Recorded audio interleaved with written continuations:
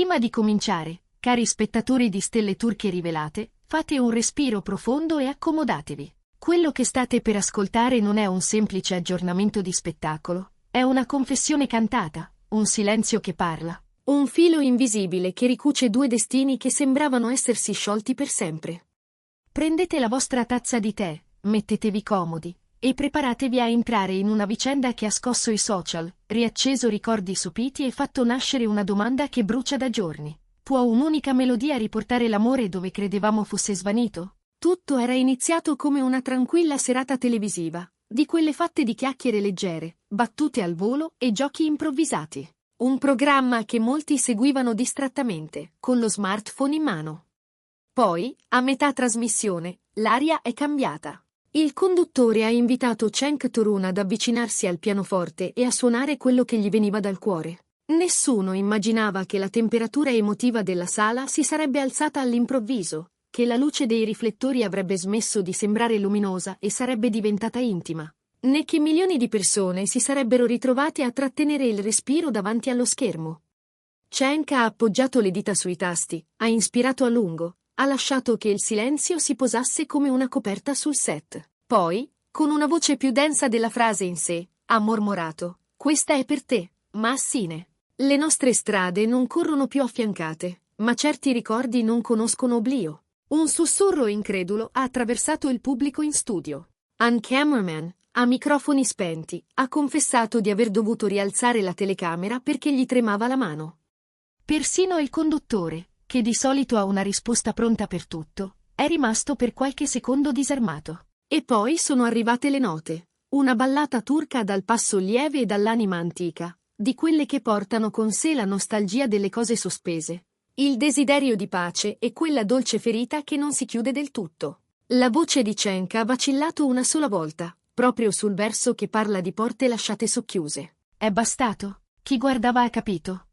Ogni pausa era un ricordo, ogni vibrazione un pensiero mai detto, ogni sguardo un accenno di risposte trattenute. Non era un numero da scaletta, era un pentimento, un anelito, un'ammissione. In pochi minuti, la chat in diretta si è incendiata. Commenti a cascata. È ancora innamorato. Speriamo che lei stia guardando. Devono tornare insieme. Ma il vero terremoto è arrivato dopo i titoli di coda.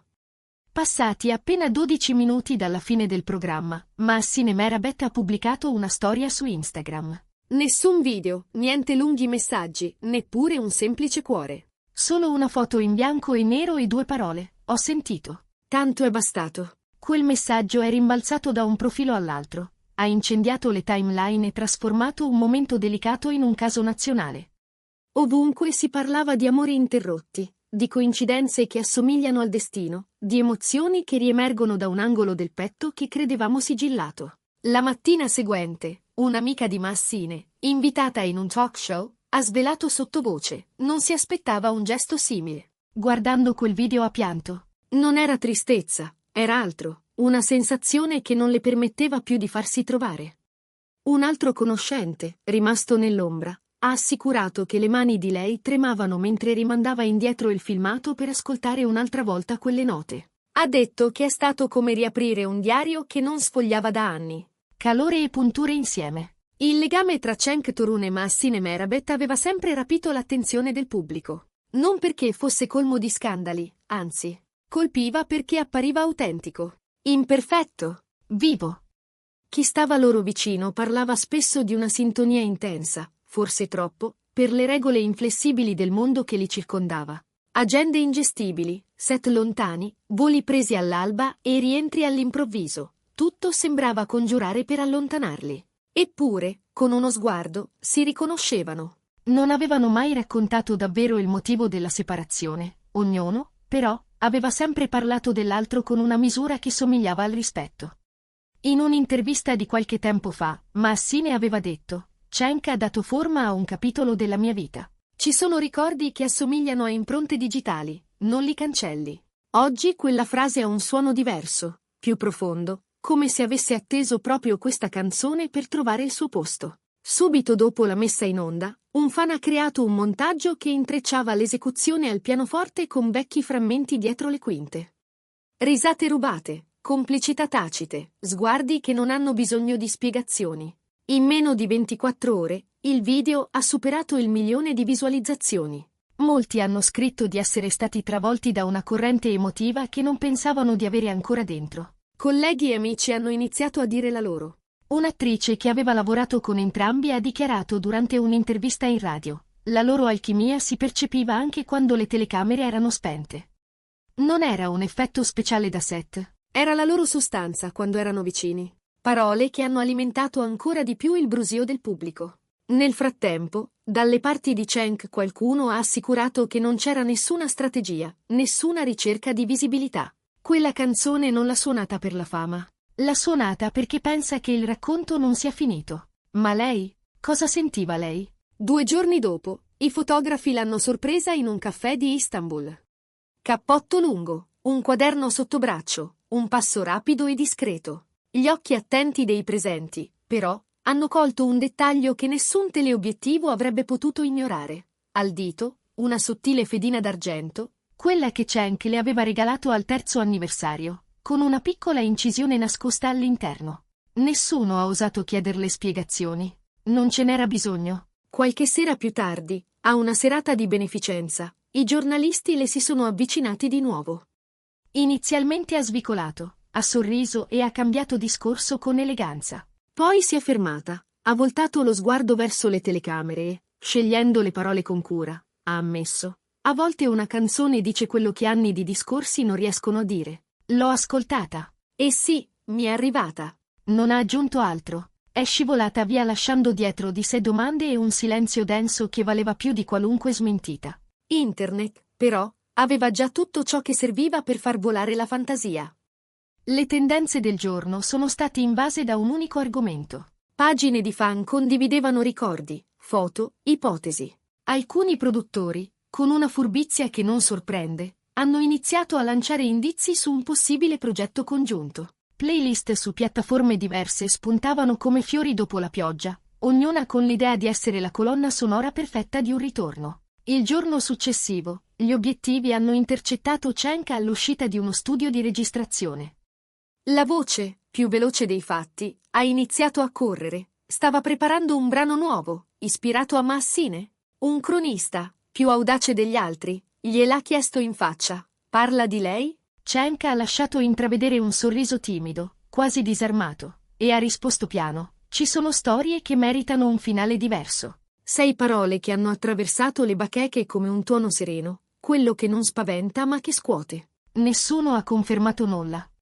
Nessun comunicato, nessun annuncio di una comparsa insieme, nessuna foto ufficiale. Eppure qualcosa si è mosso, come il sottile spostamento dell'aria quando una finestra si socchiude. La distanza tra di loro è apparsa più leggera, fragile come carta, pronta a strapparsi al primo soffio di memoria o a una melodia appena accennata. Per adesso, ciò che li unisce vive in segnali indiretti, in gesti che somigliano a ricordi, in una canzone che nessuno dei due riesce a lasciare andare.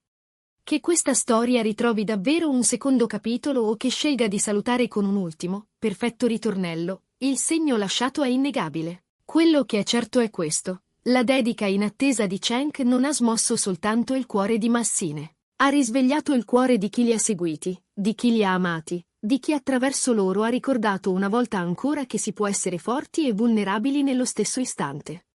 E adesso siamo arrivati alla fine di questo percorso carico di emozioni. Se vi siete sentiti toccati anche solo un po' dalla nostalgia, dalla speranza, dalla curiosità o da un briciolo di malinconia, ricordatevi di mettere mi piace al video, iscrivervi al canale e attivare la campanella, perché su Stelle Turche Rivelate torneremo a scendere in profondità dove le parole scintillano e le pause raccontano più dei titoli. Prima di lasciarci, diteci nei commenti: credete che Cenk e Massine si ritroveranno davvero? La musica può davvero riaprire una porta chiusa o rischia soltanto di far sanguinare una cicatrice? E se foste al loro posto, dareste all'amore una seconda possibilità? Le vostre voci guidano le nostre prossime storie. Alla prossima, cari spettatori! Che i vostri giorni siano sereni, le notti piene di melodia e il cuore pronto ad accogliere le sorprese che la vita, a volte, suona quando meno ce lo aspettiamo.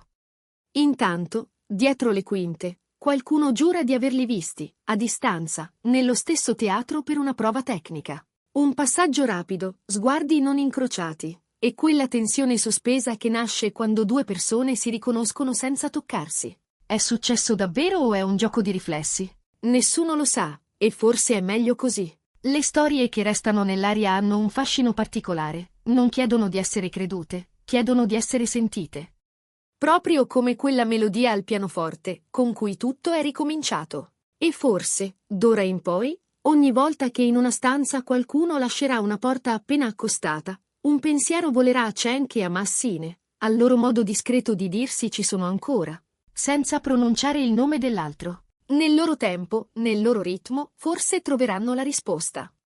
Fino ad allora, restiamo ad ascoltare, con la pazienza di chi sa che certe note hanno bisogno di qualche secondo in più per arrivare dove devono. Perché, alla fine, non è la perfezione che ricordiamo, ma la verità di un momento. E la verità di quel momento, dita che tremano sui tasti, una voce che si incrina. Una foto in bianco e nero con due parole fresche come una ferita e luminose come una promessa non potrà più tornare indietro. È già diventata storia, la loro, la nostra.